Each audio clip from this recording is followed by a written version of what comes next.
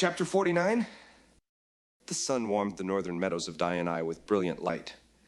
Violet complained to Key about her headache from too much sun. They were cruising through the countryside of automatized farmland with nothing but bots and robots guarding away, grooming the mesmerizing and volatile scenery. A convertible car and fresh air seemed like a decent idea in the morning, but the sun kept relentlessly burning away on the couple. Their brain augmentation sensors were suggesting multiple health hazards because of the heat and radiation provided by the toxic environment. Their mood lifted when they drove past a bear farm and the bears chased after the car. The two youngsters felt an adrenaline rush. Their hearts pumped in excitement because the hairy cousins ran after their car behind a fence for at least 500 meters. The two kids laughed like fools because they weren't really sure if the bears were friendly or were interested in eating them. It's the first time I have seen a bear. Violet almost screamed from excitement. It's my first time, too. Key was absolutely thrilled. The farmland soon turned into hills, then cliffs. Key drove down the road that stretched like a snake and then stopped at a parking lot built to relax in the shade with water, seats and tables, electricity, and the internet. Key grabbed a pickaxe out of the back of the car. He walked a few hundred steps away from the parking lot that stretched along a cliff, holding the pickaxe in his hands. Violet accompanied him, carrying a bottle of cranberry juice. What are you doing exactly? She had no clue. Key had just invited her to a picnic, but it looked like the picnic was turning it into a coal mining party. This place was once known as Jerusalem. I wrote a tiny AI script that went through our nearby locations for the most improbable places to be touched by the human race. And these rocks came up, well, just a few centimeters behind these rocks, to be exact. Key started hammering away at the rocks in front of him. After a few strikes, he saw a tiny metal nugget glimmering in the blazing sun. What is that? Violet could not wait. It looks like a golden penny. Key held the piece of money in his hand and observed it keenly. It was a flawless little thing and very unlikely to be found. A golden penny. Key didn't even know they existed. Pennies were long gone now. Kind of felt that it was worthless, an ancient piece of metal, yet striking a wall of rock in a place provided by an AI was rewarding, mystical, and satisfying. What the hell?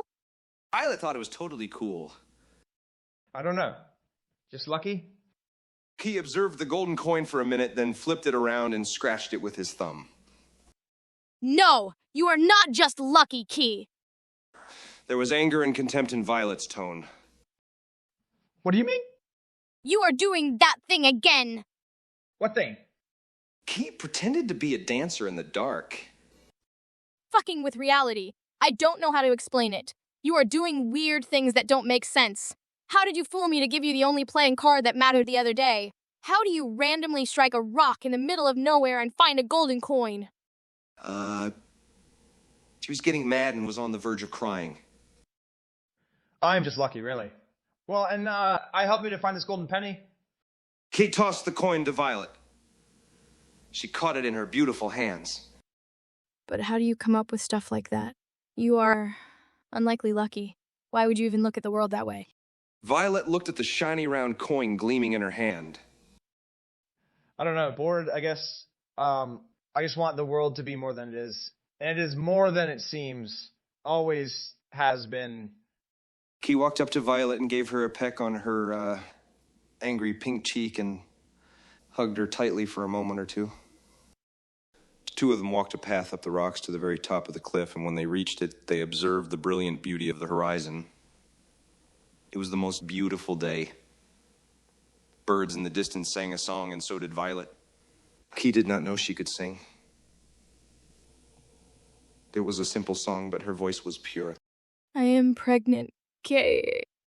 She confessed in pain. What? Are you joking? The boy's heart felt a shock as if it had just been torn out and tossed in a freezer full of ice cream. I am not joking. No, I am really pregnant, Kay? That's cool. I love you. I just don't think I am ready for a baby. A young man could not imagine spending his whole life with a girl like Violet. He loved her like he loved any other girl. I know about you sleeping with other girls. But I loved only you. Tears glinted in the endless blue sky as they fell on the ground.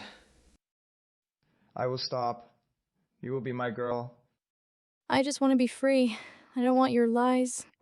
Violet took 2 steps closer to the edge and jumped off the cliff. Her face slowly fading away from Key's vision. Time stopped for Key. There was nothing he could do. Violet was falling to her death. Key's heart filled with pitch black terror, he started running down the path, and tears started running down his cheeks.